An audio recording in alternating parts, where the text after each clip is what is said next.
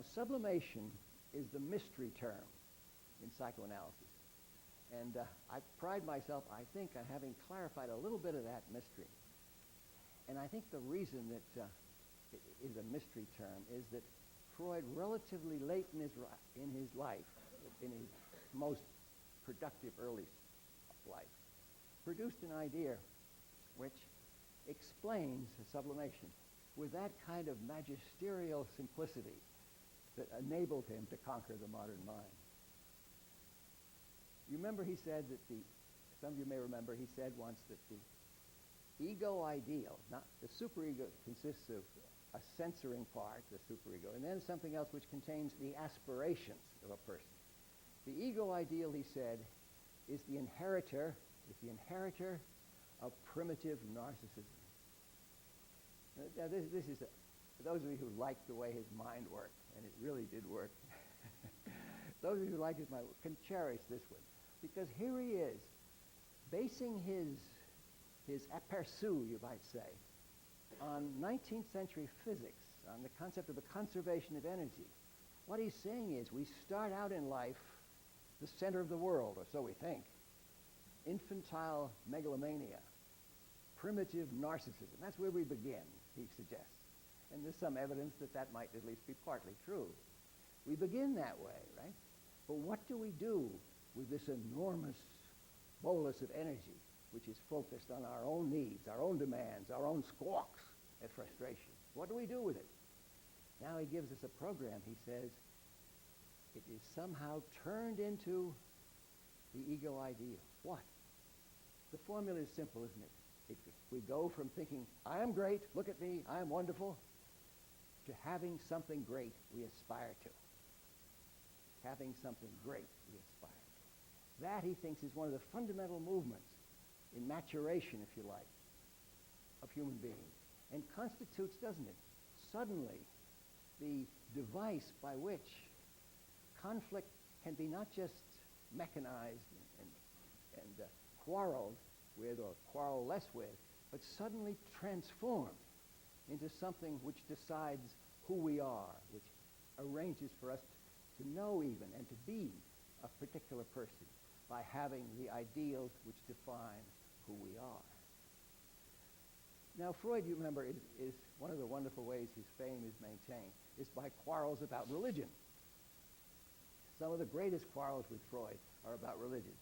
He wrote a famous book called The Future of an Illusion, where he said that religion was just an illusion, right?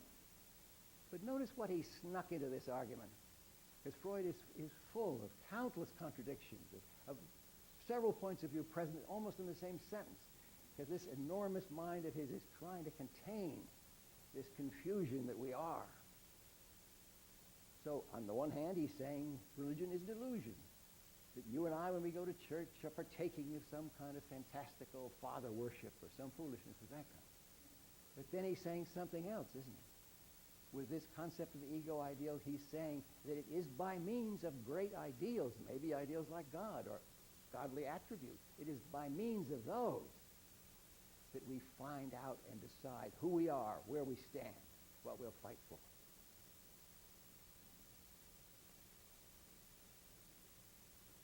Well, I will leave that subject for a moment, but I hope I can persuade you about this, not only about his occupation of the modern mind, but also of the simplicity, the directness, the clarity that makes that occupancy of the modern mind intelligible in an unusually complete way. Not more or less complete than Darwin's, but very similar in the broad strokes with which it can be described. How did he do it? How did he do it?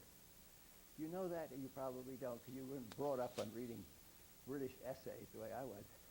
But there's a passage in one of Samuel Butler, who wrote The Way of All Flesh. There's a passage in one of his essays where he says, the public mind is owned just the same way the land is owned. And in this passage, he's speculating on why anybody goes to see the plays of Aeschylus, because Butler says they're so boring. And so he says, well, he must have captured the public mind. Aeschylus must have captured the public mind. But how did he do it? Now he's making all this up as he goes along. Butler is, I mean. And he says, well, there are three ways that you capture the public mind. Buy, marry, or fight. And then he goes into a little speculative riff, and he says the Aeschylus was timid, so he couldn't have fought. He didn't have much money, so he couldn't have bought. So he must have married the producer's daughter.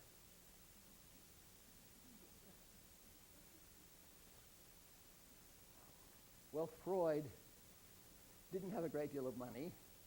He didn't marry the producer's daughter, although he produced a daughter that was a producer.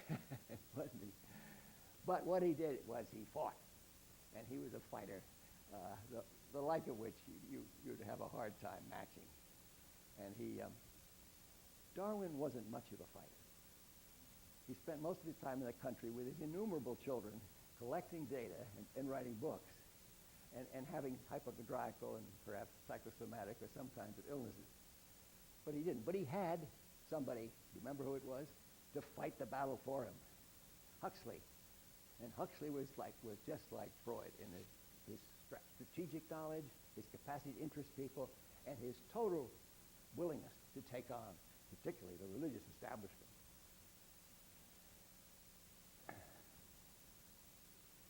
Buy, marry, or fight. Remember that now, for those of you who want to leave your mark on the great world. Well, but there was a problem with psychoanalysis, wasn't there? Inherent, I think, in its structure. There's lots of ways to put the problem, but let me put it abruptly. Was it a treatment? Was it a treatment? Certainly it was an extraordinary exploratory enterprise, comparable in many ways to X-ray in its capacity to suddenly light up like that dream, light up the facts of a person's life, for example. It was that. But was it a treatment? And what was it that was supposed to be the treatment? Well, you know what it was. We were supposed to get our insights. There's the diagnostic thing. There are the discoveries. There are the brilliant things that illuminate who we are. We are supposed to get those, and then we are supposed to do something about it. Now, I had 2 psychoanalyses in the course of my going through or getting out of, or whatever the expression is, the Boston Psychoanalytic Institute. I had 2 of them, and I did discover some interesting things about myself, which I think are right on still. But I think mostly the reason that if I did improve, and my wife is listening to this, so she will take a very jaundiced view of any congratulatory remarks I make, I'm sure.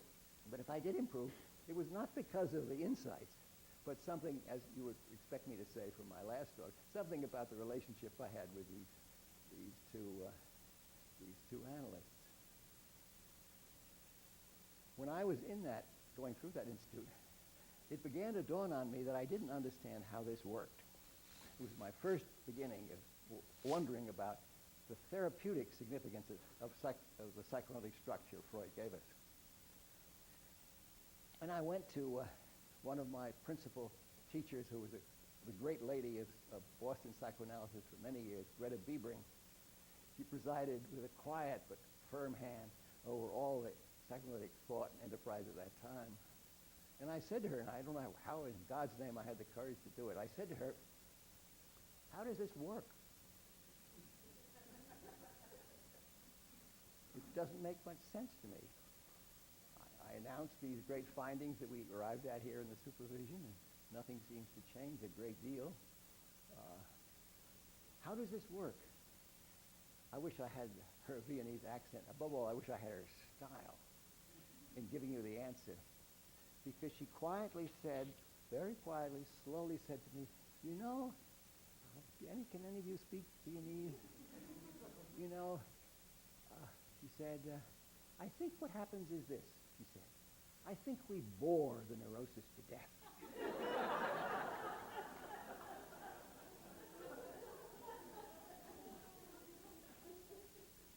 That would, of course, explain why analysis was often interminable.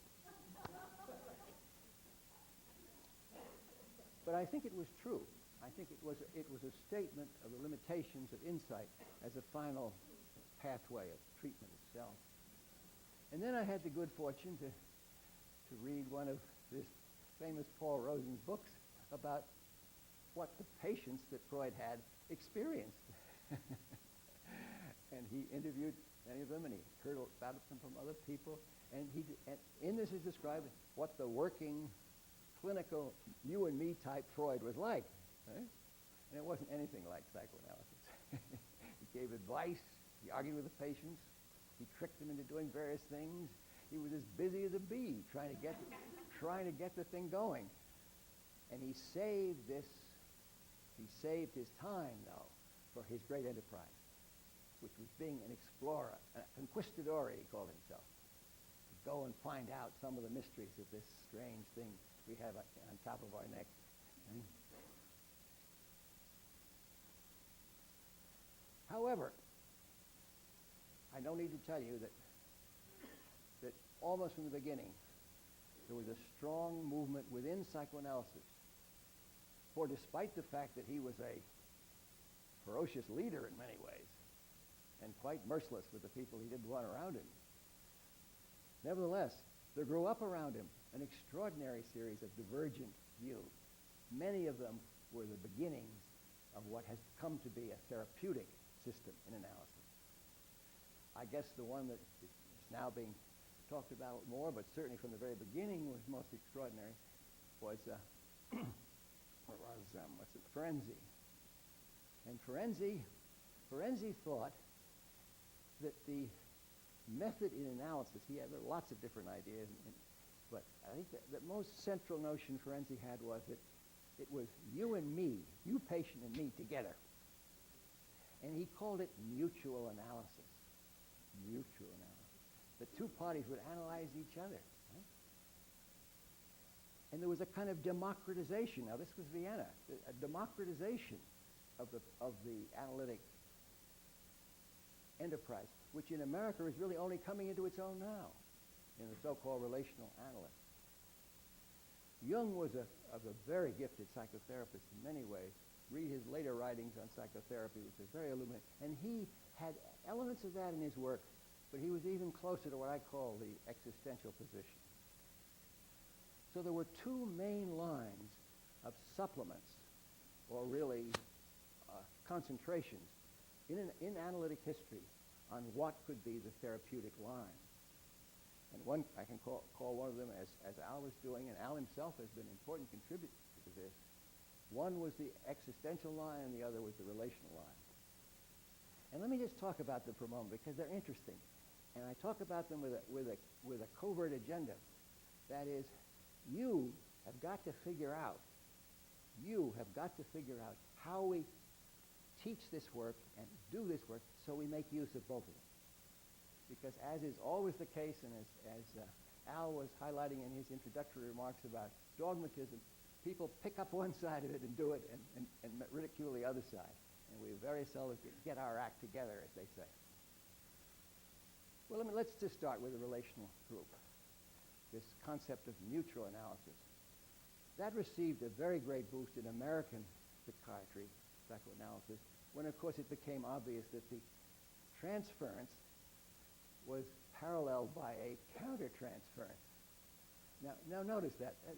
This is one of the great dodges of our intellectual history. We called our transferences counter-transferences, like it was only because of the other person's transference that we have our transferences. Now that's hilarious, because we each have our own, and Ferenczi knew that perfectly well. Freud knew that perfectly well too. So we ought to get rid of that term and just talk about transference, and that we have to some extent begun to do. And how are the transferences resolved interpersonally?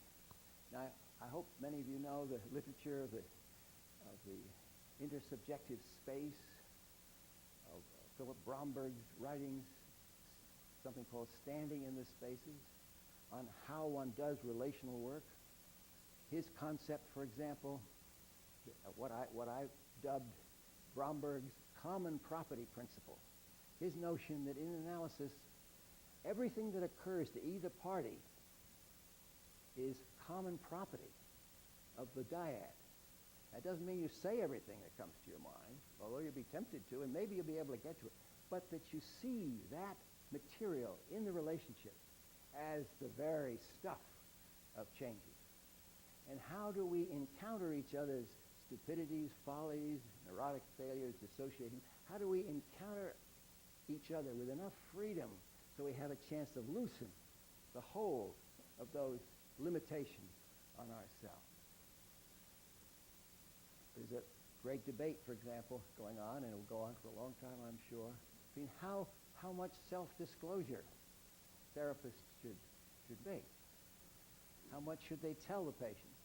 And if you go to the lawyers and ask them, it's plain you better keep quiet. You better not only must you not accept the patient's gifts, but to tell them anything about you as a person might eventually be seen as seductive or some other dreadful thing that would result in you're going either to jail or certainly to the debtor's prison. So that's a very fundamental matter. And yet, as I'm going to argue in my final talk, this business of self-disclosure is fundamental to any human kind of contact. And not finding a way to incorporate that into our work is essentially to just rid the enterprise of its vitality. Now, the other great movement in psychoanalytic treatment methods has the name today self-psychology. And it's had other names. I call it existential analysis. But the names are not important. What is important is that this view, which was in Jung, in Winnicott particularly, and of course which was founded in America independently by Heinz Kohut, this view used not dialogue as an interpersonal, not dialogue as a fundamental meaning, but empathy. That is, the self-psychologist aims to get with the individual's suffering, attitude, positions, selfhood, to admire, for example, rather than to confront their capacities in the rest, to share what they may want to accomplish. This is a heartfelt psychoanalysis as opposed to a dialogical or hand-managing type of psychoanalysis in the great tradition that starts with Ferenczi and goes through Sullivan and into many other figures, of course, too. So this idea that analysis would be an occasion for the two of us almost merging. Now that idea is avoided in Kohut by the concept of the self-object, but it's hustled into that enterprise by that concept. And what it really says is that we cannot keep ourselves away. We have to find a ground on which we can join with people if we are to be both helped and helping in this enterprise.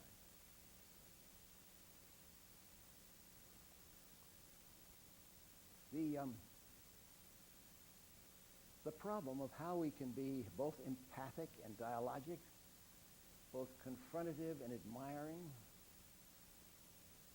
is a very central one. And my own view of the schools of psychiatry is that we're born into them. That no sooner are we in our mother's arms or whoever picks us up first, then we have begun to assume our characteristic attitude toward the world. Some people are born, with a very existential cast. They look at the mother, they feel sorry for the mother, they wonder how they can help the mother, they merge with the mother. The whole thing swims in a kind of glorious sea of togetherness. There are others, though, who are the next, CEO of the Fortune 500. They look at their mother and they say, now, how can I arrange this so I get my milk on time once in a while, And they're from the beginning managing the situation. And if they do it very well, if they're really going to the top of those great professions, mother's not even going to know what happened to her. She's just going to do it, whatever the kid wants. And then there are others who are go a Freudian analyst from birth. They look at the mother and they wonder what she's thinking. They notice her little gestures and movements, and they decide what kind of mood she's in. They go about the whole wonderful exploratory apparatus that Freud gave us in so much detail. And they may know her better than she knows herself. They may sense it. And later on, when they're a little rebellious, 15, 16, they may suddenly say to mother, what you really mean is this, isn't it? Have you ever had that experience? When a teenager does that, and the mother, if she's valiant and confessional, will say to how did you know that? And the kid will say, well, I always had a feeling about it. I always knew. So those are the little analysts among us to be. And then, of course, there are those who are observers, who are the forerunners of DSM-3 and DSM-4, the one who look at people and decide what pattern they fit into, what kind of a strange creature is it that's taking care of me. They look at the mother with a kind of beady-eyed fascination, wondering who brought this creature into their lives. Right? Now, I think that's the fundamental fact about sectarianism, about dogmatism, is that we're born into it. We have temperamental differences, and that those are very powerful.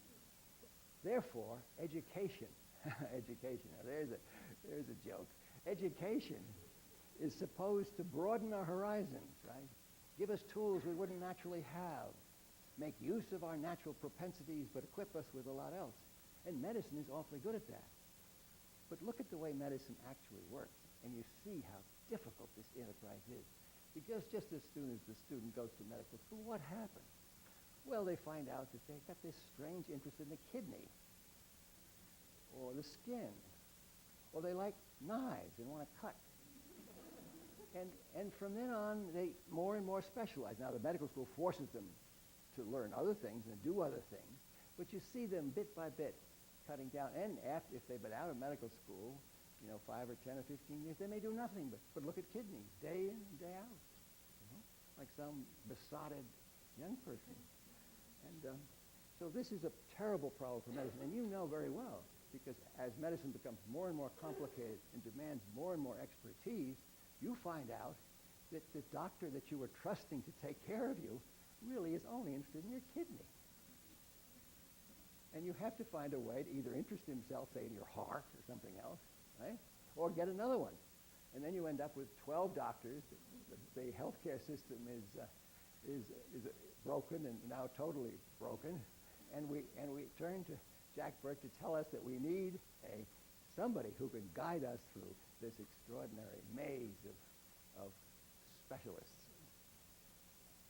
So we can't be very optimistic about this, but one of my dreams is that we would have an educational system anyway, which would allow us all to come together in a larger way than we do now.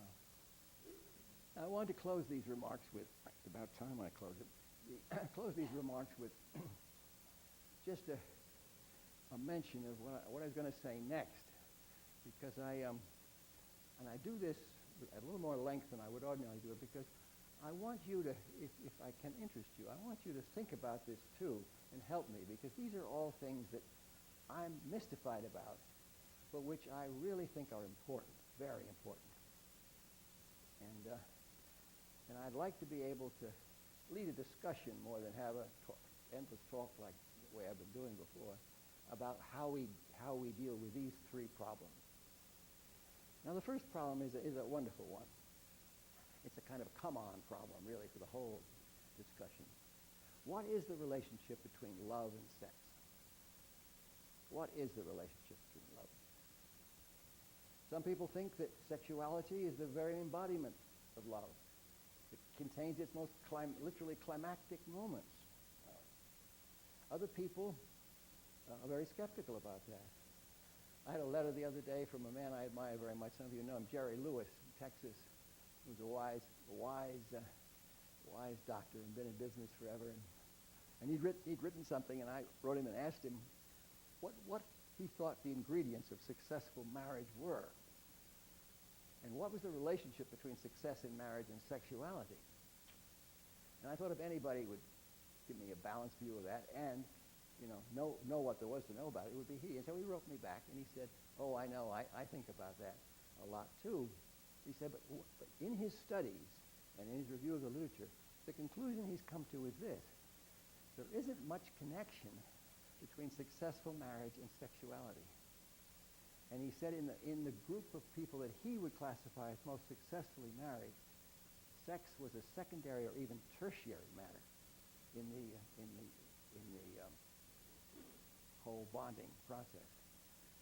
I myself have had female patients tell me that their husbands remained enamored of them in a way that was puzzling to them,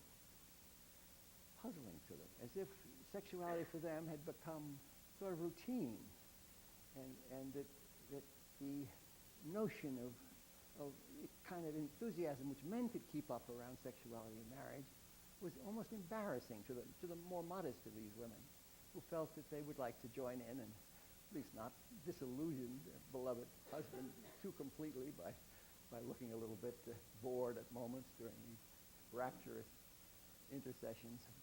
But that's too suggested to me that maybe Lewis is right. That it's very tricky, this relationship between love and sex. Now, there is a literature, and it's an analytic literature in part.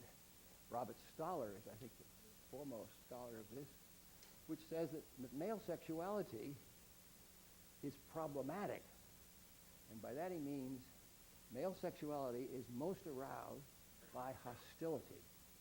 That the words we use, and if you've been watching The Sopranos, you know what the words are, i.e. fuck, mean, is really not a term of endearment. It's a term of, like, get off or cut it out, or it's an abusive term.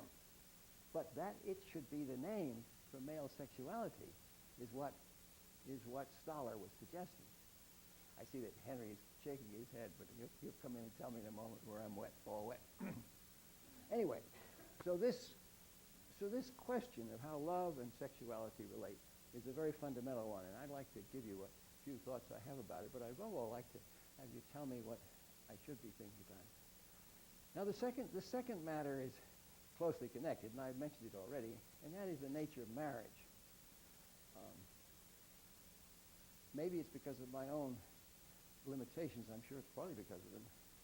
I think, having watched marriage for a long time, both having had two marriages myself and also having a practice, I concluded that without marriage, we would be out of business. That whether it's the children complaining about their parents, or the parents complaining about each other, or whatever, marriage is the seedbed of practice in our field. Now, this is a problem that it's difficult to make really forcibly, because to do it, we need to show, to demonstrate in a way that no one has ever demonstrated, that people drive each other crazy. Now, I think I mentioned some of this to you earlier in some remarks, but let me repeat them because it seems to me this is so fundamental. How could we prove that people drive each other crazy? Now, that's a natural piece of research.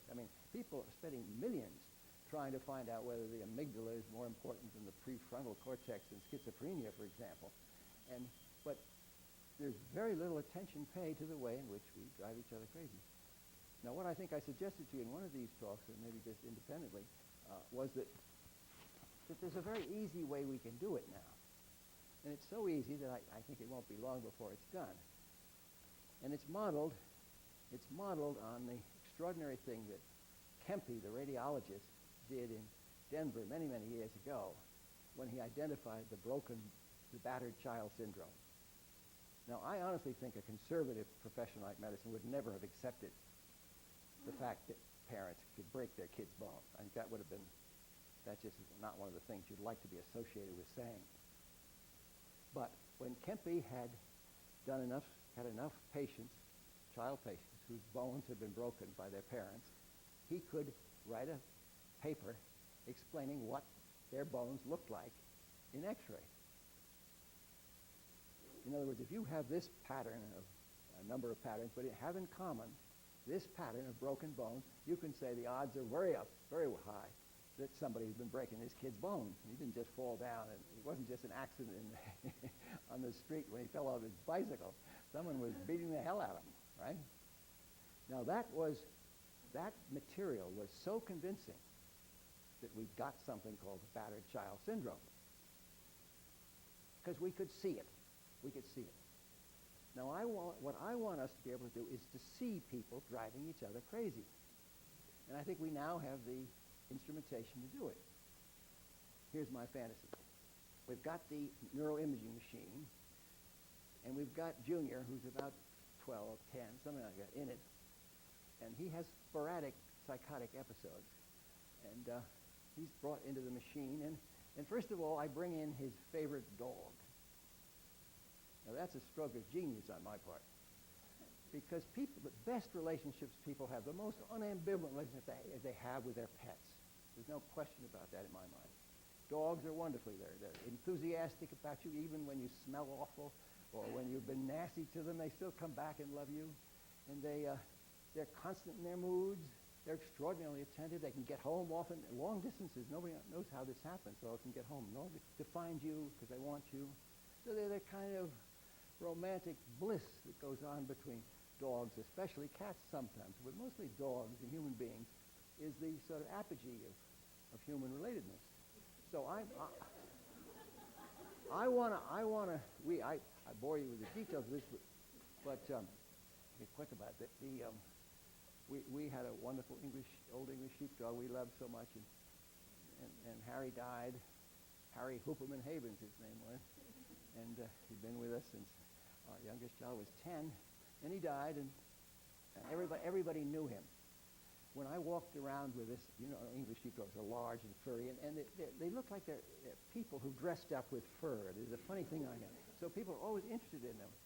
And it was like, I've never walked down the street with Ted Kennedy, but I imagine it was like that. People would stop and they would roll down their windows to say hello to Harry. And so when he was dead, the word got around, and I was walking one day and came upon a woman who had a dog with her and who had known Harry too and known me a little bit. Wasn't very interested in me, but was very interested in Harry. And she looked at me and she said, "I heard that he died. How awful." And then she pointed at her dog and she said, maybe she knew I was a psychiatrist. She said, pointed at the dog and said, "This is the best relationship I've ever had." It was so touching. So I want this dog to come to my patients, be with my patient when the brain is being studied, right? Because I want to see, because that's going to be a kind of normalizing moment, right? And then you can guess already what awful thing I'm going to do next. I'm going to traipse the various family members in. And they'll each spend, 15 minutes with Henry, whatever his name is. And they'll all spend that much time with him. And then maybe one of them will set off the neuroimaging picture of madness. And then we'll begin to believe that we can drive each other mad. And the third thing I want to talk about in this next final effort of mine, in December, is what I think is one of the most, and I've touched on it already, but it's for me one of the most fundamental paradoxes and problems in our work. I like to say that we treaters, need to be both as professional and as personal as possible. Be both. I don't think I would have ever thought of saying something like that if Kathy Shen hadn't given me a book to read many years ago called The Memoirs of Hadrian, and it's a wonderful book, and in it it's all letters to Marcus Aurelius. You may not know, but I learned from the book that the Roman succession was not done by bloodline. It was done by adoption, because the Romans thought adoption was the right way, because you picked your own children rather than having nature do it for you. But that was the noblest form of connection, and so they put that into the emperor's succession. Anyway, so this is a letter to Marcus Aurelius, who will be emperor 2 down. And Hadrian, who was resurrected the Roman Empire, essentially, after clowns like Nero had nearly destroyed it. And he's saying what governed his actions. And he said was interested in art, especially Greek art, but he didn't pretend he was a great artist the way Nero had. He'd certainly committed many crimes, because you cannot run a state without committing crimes. But he was not a real criminal like his predecessor Trajan. But he said he had a gift, he thought. He said, I dared to be both as free and as compliant as I could. You see the connection to my other thought. And I was interested in that, and I read around some other things too, and that's the way he ran the provinces in Rome. In other words, the provinces could have their own religion, they could have their own customs, but they had to pay attention when the Roman legion came by. But he gave them freedom, but the trade-off was a certain compliance. And that was his own principle. And I thought to myself, that's interesting, because you can't really be free unless you're compliant. Otherwise, you'd be just against everything. You'd be fighting battles all the time. Right? And you can't really comply unless you can comply freely with what you're doing. So the paradox is resolvable in a practical way. And I think the same thing is true of this paradox I'd like us to entertain ourselves talking about the next time I speak. How can I be as professional as I can be and as personal as I can be? Bring as much of my human self into this as I can, as well as observing the sensible requirements of professional action. That's it.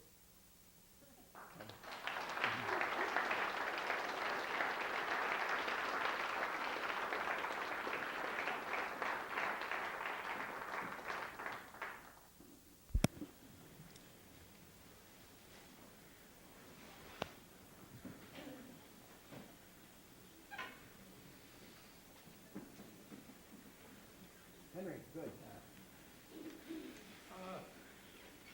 I want to say a couple of things. I've heard Leston give many talks, and I think this of all of them that I've heard is absolutely the most wonderful talk I have heard you give. I'm delighted to have been here. I want you to put that in writing. I will put it in writing. Judy introduced one of the speakers at the conference on Saturday, the couples conference, and it's Harriet Lerner, who you may all have heard of. Anyway, and the speaker asked, can I have a copy of your introductory remarks? I want to show them to my 94-year-old mother. You can show them to your children. In any case, a wonderful talk. I want to try to deal with Les's predicament about marriage a little bit. First of all, everyone has seen couples who hate each other who continue to live together. And I think they do that because of the existential fear of loneliness. I will die, and no one will know I am dead for a day, a week, who knows how long. Second of all, I think couples stay together if they are very fortunate because they are friends. There is, in fact, a refrigerator magnet that says happiness is being married to your best friend. So I think friendship is more important than, to some extent, even than love and sexuality. I want to suggest you've answered your own question about the relationship of love and sexuality when you talked about the different kinds of children that there are in the world.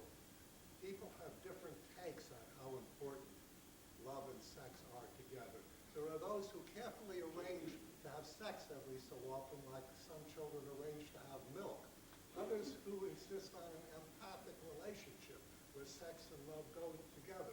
Others who would prefer to keep love and sex entirely separate. So that I think we are born with different propensities and needs in this area. And finally, about the male-female predicament, I saw recently a cartoon. It shows a dog and a cat in bed together. And the dog is reading a book, Dogs Who Love Too Much. I hope you all know, if you don't, I should tell you, Henry has written extensively on this subject and is a master of its literature, and as well as you know, running a family organization.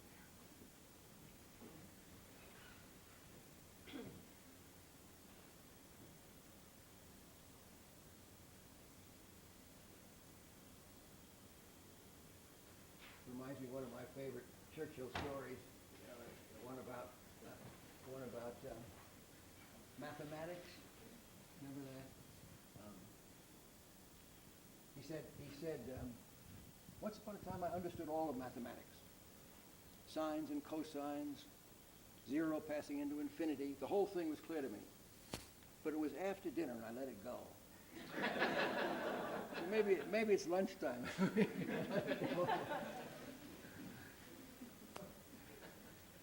You tell us, Al.